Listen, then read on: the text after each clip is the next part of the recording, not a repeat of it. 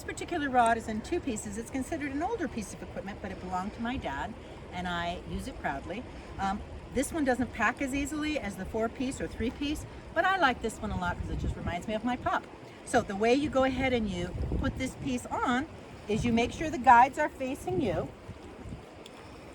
Then you rotate the other piece a quarter turn, slip it in, and then as you tighten it, you twist a quarter turn, and then you check to make sure all your guides are going in the same direction. Perfect.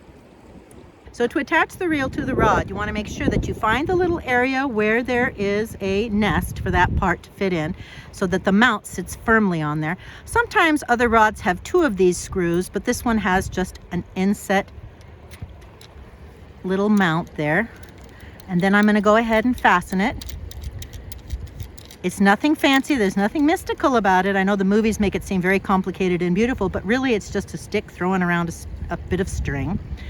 Okay, make sure it's nice and secure in there. And then we're going to thread the tippet through our guides. The reel is set up for a student.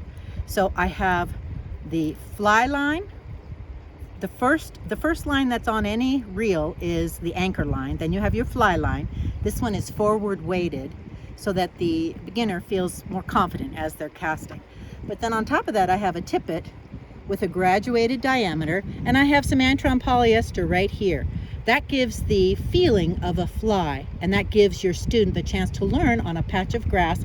Definitely don't do your first casting on a river. Practice on a big patch of grass, hopefully with someone joining you so you can enjoy the experience. Okay, this reel is set up for fly casting. So the same thing again, I have the anchor line with the fly line, also forward weighted, and then I have my tippet. So I'm going to go ahead and put a tied down caddis or some other nymph on this.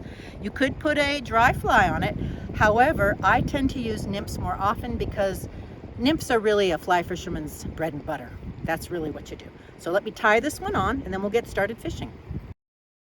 So this one's called a Carry Special, and it's a tied down caddis. It's one that my dad and I made together. I tie my own flies and there's nothing to it, but you do need a magnifying glass, especially at my age. But we're going to use this one. But notice how this is about a size 16. It's small, but they really recommend you use size 18 on a river like this. And also you'll notice that the barb is crushed or it is filed down. And the reason for that is this area is a catch and release because we're very worried about the populations. We want that population to stay steady, and that's why we're going to catch and release here.